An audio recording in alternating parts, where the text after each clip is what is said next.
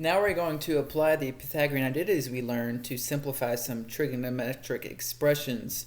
For example 1, we have simplify sine squared of x times cosecant squared of x minus sine squared of x.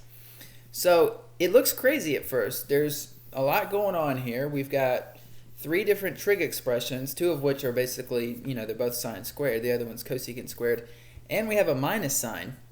So this is why I think, having steps in math is so important, because if you follow these steps, you will easily be able to simplify this expression down into something smaller, something shorter.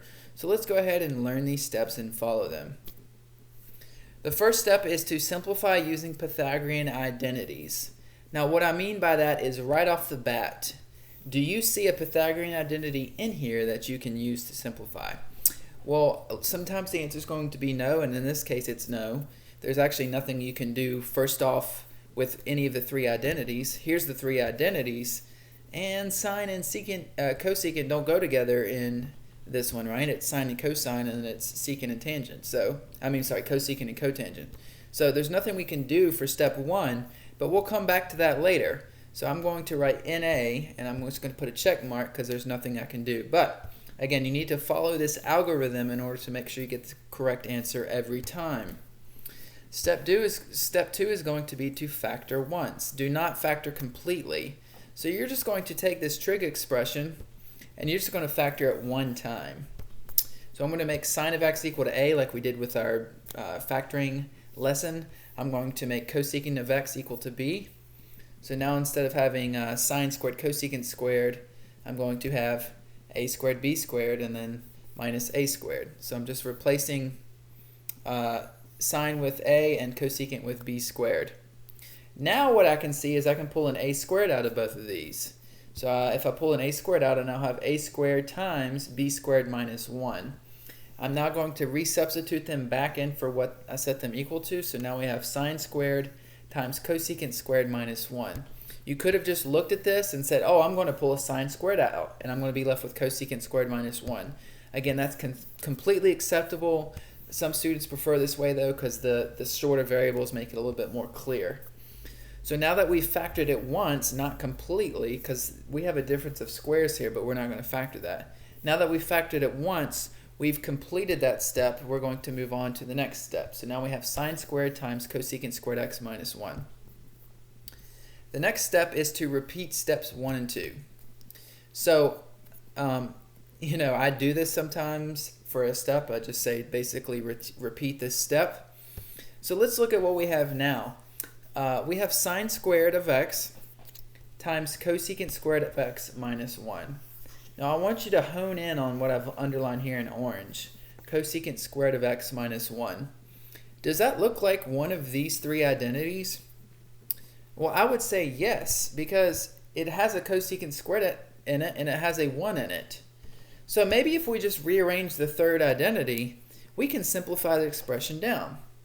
So again, it has a cosecant squared and it has a 1 in it, so perhaps if I'm going to repeat step 1, maybe I can, now that I've factored it, maybe I can simplify it using one of those 3 Pythagorean identities.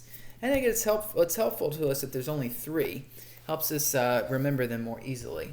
So I have a cosecant squared of x minus 1. I'm going to take that 3rd identity, cosecant squared minus cotangent squared equals 1. I'm going to rearrange it so that I have a cosecant squared minus 1. The first thing I'm going to do is add cotangent squared to both sides. So now I have cosecant squared of x is equal to 1 plus cotangent squared x. Next, I'm going to subtract 1 from both sides, and now I have cosecant squared of x minus 1 is equal to cotangent squared of x. So in fact, you can rearrange it so that you get cosecant squared of x minus 1 by itself. And in fact, some teachers teach the identity this way. We've basically taken this identity and just rearranged it. I like to teach it this way just because it's equal to 1. So now, this expression that we had when we factored cosecant squared of x minus 1 can be substituted with cotangent of x, since that's what it cotangent squared of x. Since that's what it equals according to that Pythagorean identity we rearranged. So now we have sine squared, and we've replaced that, so now it's just sine squared of x times cotangent squared of x. So again, step 3 is to repeat steps 1 and 2, meaning you want to use a Pythagorean identity and try to simplify it again. And then from there, since we're repeating steps 1 and 2, step 2, now that we've done that, is see if we can factor it again. Now, we can't really factor this anymore, right? Because, you know, one's sine and one's cotangent, and it's one single expression. So there's not much we can do there. So we've already repeated steps 1 and 2, and I'm going to go ahead and check that off. Step 4. Step 4 says to simplify using quotient identities. So we've got sine squared times cotangent squared. That's what we ended up with on step 3. Now what we're going to do is use quotient identities to simplify. When you have one single expression and no minus sign anymore, like what we started with, then you can start to use quotient identities. So quotient identities, again, if you haven't seen that lesson, you need to watch it first. This is why we have things in order in a playlist. So we're going to replace everything in terms of sine and cosine. Cotangent will become cosine squared over sine squared. Sorry, cotangent squared becomes cosine squared over sine squared. Now we have sine squared in the top here and sine squared in the bottom. If you don't see that, you can write the first one over 1. So now they will cross cancel, and we are left with cosine squared. And so we've started with, we started with this. We did some of our steps, and we ended up with cosine squared. So let's go over those steps again so you don't remember.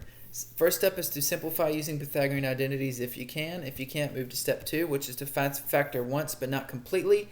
Step 3 is basically to return to see if you can use a Pythagorean identity now, which you can. Then from there you want to factor that if you can, which you can't in this particular case. And now that we have one single expression, that leads us to step 4, which is to simplify using quotient identities. When it's one expression, turn everything in terms of sine and cosine. In this case, the sine squareds cancel, and we're left with cosine squared. Final answer, step 5 is to simplify that. So if there's anything left that can be simplified, go ahead and do that. Cosine squared, though, is good to go. I mean, there's really not much simplifying to do. So we've just proven that sine squared, cosecant squared, minus sine squared is all equal to cosine squared of x. That's it, and that is our final answer. If you follow those 5 simple steps, I promise you, you will always get the right answer. If you have any other questions about this example, let me know.